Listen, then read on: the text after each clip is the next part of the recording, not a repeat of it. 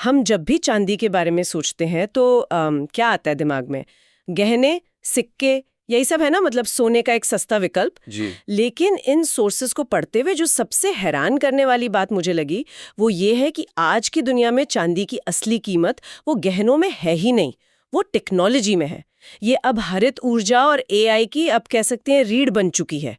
बिल्कुल। और ये जो बदलाव है ना, ये बहुत तेजी से हुआ है। चांदी अब सिर्फ एक कीमती धातु नहीं रही, ये एक रणनीतिक धातु बन गई है। और इसकी वजह है इसके कुछ हैरान करने वाले गुण। गुण? जैसे कि? देखिए, बिजली को दौड़ाने में इससे बेहतर कुछ भी नहीं है, कोई और मेटल नहीं।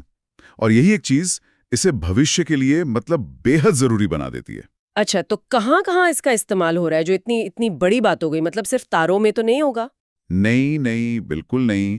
आप सोचिए, सोलर पैनल की सतह पर, इलेक्ट्रिक गाड़ियों की बैटरियों में, हमारे फोन और कंप्यूटर के जो हाई परफॉर्मेंस चिप्स होते हैं उनमें, यहां तक कि एआई चलाने वाले डेटा सेंटर्स में भी चांदी चाहिए। अच्छा। इसके बिना इनमें से ज्यादातर चीजें उतनी कुशलता से काम ही नहीं कर सकती। ये वो अदृश्य चीज है जो हमारी आधुनिक दुनिया को चला रही है। और शायद इसीलिए इसकी मांग आसमान छू रही है। इन रिपोर्ट्स का एक आंकड़ा तो वाकई चौंकाने वाला है। आज दुनिया की कुल चांदी की खपत का लगभग 2/3 हिस्सा इंडस्ट्री में जा रहा है। हाँ, 2/3। और इसमें सबसे बड़ा हाथ सोलर एनर्जी का है। 2025 में लगभग 655 गीगावाट के इंस्टॉलेशन हुए, जो हर साल 10% बढ़ रहे हैं। और इस पूरी कहानी में भारत एक बहुत ही दिलचस्प किरदार है। 2025 में भारत दुनिया का सबसे बड़ा चांदी आयातक बन गया। $9.2 बिलियन की चांदी खरीदी गई। 9.2 बिलियन। हाँ, जो पिछले साल से 44% ज्यादा है। यहाँ पर क्या हो रहा है कि जो पारंपरिक मांग है, मतलब त्योहारों और निवेश की खरीदारी, और जो नई औद्योगिक मांग है, दोनों एक साथ आ गई हैं। भारत में सोलर और इलेक्ट्रॉनिक्स मैन्युफैक्चरिंग बढ़ रही है और उन्हें भी चांदी चाहिए। ठीक है, तो मांग का ये तूफान तो समझ में आ रहा है। सोलर पैनल्स, ईवीज, एआई, सबको चांदी चाहिए। लेकिन सवाल ये है कि क्या हम उतनी चांदी जमीन से निकाल भी पा रहे हैं? यहीं पर कहानी में असली मोड़ आता है, और इसका सीधा सा जवाब है नहीं। दिक्कत इसकी जड़ में ही है। ज्यादातर चांदी, मतलब लगभग 80%, वो सीधे चांदी की खदानों से आती ही नहीं है। अच्छा, तो फिर कहाँ से आती है? वो तांबे, जस्ते या सोने जैसी दूसरी धातुओं के खनन के साथ साथ बस थोड़ी मात्रा में निकलती है, एक सह उत्पाद के तौर पर। तो आप सिर्फ चांदी के लिए खनन नहीं बढ़ा सकते? ओह, मतलब अगर हमें ज्यादा चांदी चाहिए तो हमें तांबे और जस्ते का खनन भी बढ़ाना होगा। हाँ, और वो भी मुश्किल है। ऊपर से जो अयस्क मिल रहा है उसकी क्वालिटी गिर रही है। मतलब अब उतनी ही चट्टान से कम चांदी निकलती है, और नई खदानें खोलने में 1 दशक से ज्यादा लग जाता है।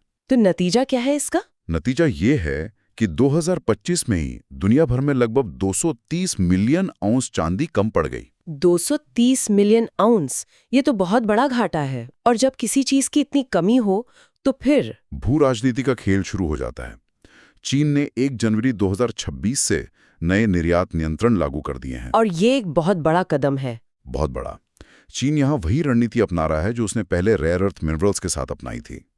देखिए, चीन चांदी का खनन तो दुनिया का सिर्फ 13% करता है। सिर्फ 13%? हाँ, लेकिन असली ताकत प्रोसेसिंग में है। दुनिया की 60 से 70% चांदी चीन में ही रिफाइन होती है। तो ये एक तरह की जियोपॉलिटिकल शह और मात है। खदान कहीं भी हो, सप्लाई का जो स्विच है वो चीन के हाथ में है। इसका असर तो कीमतों पर जरूर पड़ा होगा। रिपोर्ट्स कहती हैं कि 2025 में कीमतें 138% तक उछलकर $83.60 प्रति औंस तक पहुंच गई हैं। क्या ये सिर्फ बाजार का डर था, एक तरह की सट्टेबाजी? नहीं, ये सिर्फ कागजी खेल नहीं था। ये उछाल इसलिए आया क्योंकि लंदन के वॉल्ट्स में, जहां असली भौतिक चांदी रखी जाती है, वहां सच में कमी हो गई थी। जब बाजार को ये पता चलता है कि असलियत में माल ही नहीं है, तब कीमतें इस तरह भागती हैं। तो कुल मिलाकर चांदी की कहानी पूरी तरह बदल चुकी है। ये अब सिर्फ गहनों की चमक नहीं रही, बल्कि हरित ऊर्जा और डिजिटल क्रांति का ईंधन बन गई है। मांग लगातार बढ़ रही है, आपूर्ति की समस्या बुनियादी है, और अब सही कहा आपने। और ये हमें एक बहुत बड़े सवाल पर लाके छोड़ देता है। रेयर अर्थ मिनरल्स ने डिजिटल क्रांति को संभव बनाया था, और अब चांदी हरित ऊर्जा क्रांति की जान बनने जा रही है। लेकिन तब क्या होगा जब हरित भविष्य का जीवन रक्त ही एक ऐसा संसाधन बन जाए जिस पर इतना विवाद हो और जिसकी आपूर्ति पर कुछ ही लोगों का नियंत्रण हो। म्यूचुअल फंड निवेश बाजार जोखिमों के अधीन है। योजना से जुड़े सभी दस्तावेजों को ध्यान से पढ़ें।